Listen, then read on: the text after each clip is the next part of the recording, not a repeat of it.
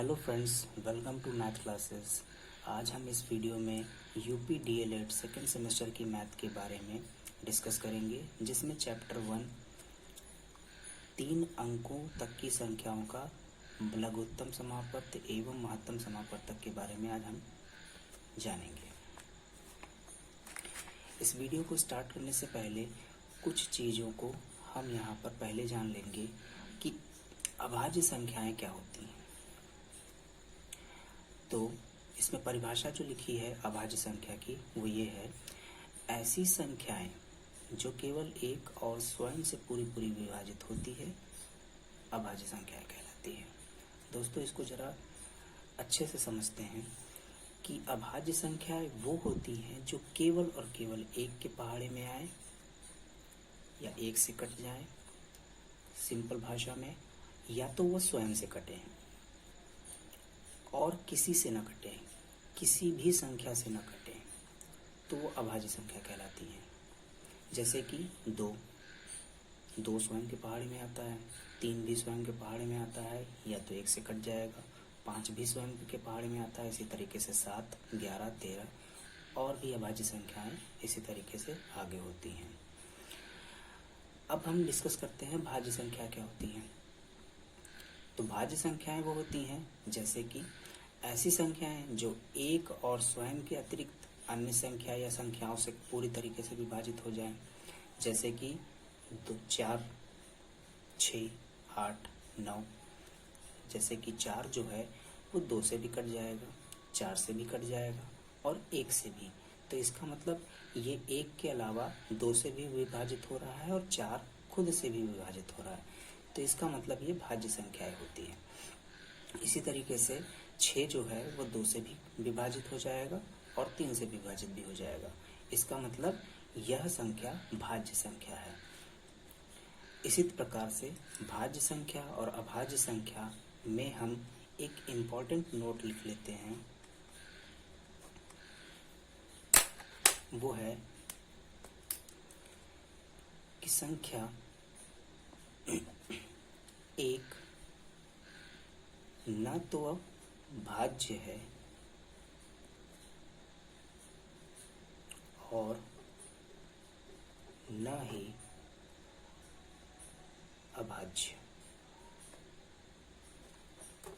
ये सबसे पहला पॉइंट है। और दूसरा पॉइंट है, संख्या 2 सबसे छोटी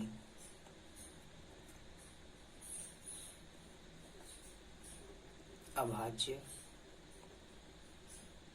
संख्या है। ये इसके 2 महत्वपूर्ण बिंदु हो गए।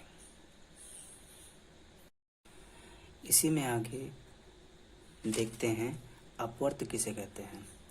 अपवर्त वे संख्याएं होती हैं जो किसी संख्या से पूरी तरीके से क्या होती हैं, विभाजित हो जाती हैं। उस संख्या की अपवर्त कहलाती है। जैसे कि उदाहरण के तौर पे अगर हम बताना चाहें तो 4, 6, 8 संख्याएं जो हैं वो क्या हैं, 2 की अपवर्त हैं। इस वजह से 2 की अपवर्त हैं क्योंकि 2 से जो है वो 4 भी विभाजित हो जाएगा, 2 से जो है वो 6 भी विभाजित हो जाएगा, 2 से जो है वो 8 भी विभाजित हो जाएगा। अगर हम देखें इसी प्रकार कोई भी संख्या होगी, उसका अपवर्त जो होता है, एक प्रकार से हम कह सकते हैं उसका टेबल या उसका पहाड़ा, ठीक है, वह होती है क्या, अपवर्त संख्याएं। जैसे कि एक संख्या जो है, अब यहाँ पर हम बात करें अपवर्त इसका बनेगा क्या, 1, 2, 3, 4। 3 का अपवर्त जो बनेगा वो 3 का पहाड़ा पूरा हो सकता है। तो हम यहाँ पर कुछ संख्याओं को लेकर के चल रहे हैं। जैसे कि 3 जो है वो 3 के पहाड़े में ही आता है, 6 भी 3 से क्या हो जाएगा, विभाजित हो जाएगा। इसी प्रकार 18 भी 3 से विभाजित हो जाएगा। बाकी की 6, 9, 12, 15 ये सब भी विभाजित हो जाएंगे। 21 भी विभाजित हो जाएगा और भी आगे संख्याएं विभाजित हो जाएंगी। इसी प्रकार हम देखें तो 5 भी क्या है, अगर 5 का हम अपवर्त निकालना चाहें तो यहाँ पर 5 की टेबल हम लिख सकते हैं। तो अपवर्त वे संख्याएं होती हैं जो किसी भी संख्या से पूरी तरीके से विभाजित हो जाएं, उस संख्या की अपवर्त कहलाती हैं। अगर उसी संख्या से वो विभाजित हो रही है, इसका मतलब है वह उस संख्या की अपवर्त है। इसी क्रम में आगे बढ़ेंगे। समापवर्त क्या होता है?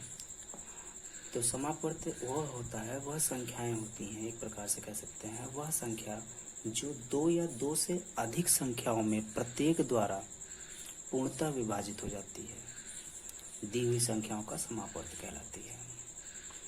जैसे कि अब उदाहरण के तौर पे अगर हम जानना चाहें तो देख सकते हैं, संख्या जो जैसे कि 6 है वह 2 से भी विभाजित हो जाती है और 3 से भी विभाजित हो जाती है। तो संख्या 6 2 व 3 से पूर्णतः विभाजित हो जाती है। इसका मतलब है कि संख्या 6 जो है वह संख्या 2 व 3 का समापवर्त है। इसी प्रकार संख्या 14 है, वह संख्या 2 व संख्या 7 से पूर्णतः विभाजित हो जाती है।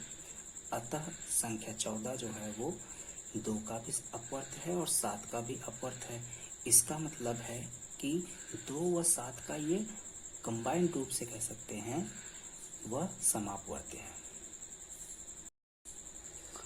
दोस्तों, इस वीडियो में हमने जाना कि अभाज्य संख्याएं क्या होती हैं, भाज्य संख्याएं क्या होती हैं, अपवर्त क्या होता है, समापवर्त क्या होता है। अब इसी क्रम में हम आगे जानेंगे, जो कि इस अध्याय का मेन टॉपिक है, लघुत्तम समापवर्त, जिसको हम बोलते हैं इंग्लिश में एलसीएम और हिंदी में लसाप। तो लघुत्तम समापवर्त वह होता है, वह छोटी से छोटी संख्या जो दी हुई दो संख्याएं या तो अधिक संख्याओं से पूरी तरीके से क्या हो जाता है, विभाजित हो जाए, वह लघुत्तम समापवर्त कहलाता है।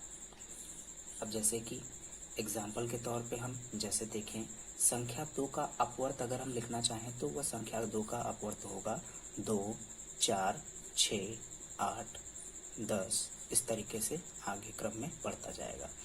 इसी तरीके से हम देखेंगे संख्या 3 का अपवर्त जो होगा वह क्या होगा, 3, 6, 9, 12, 15, आगे क्रम में बढ़ता जाएगा।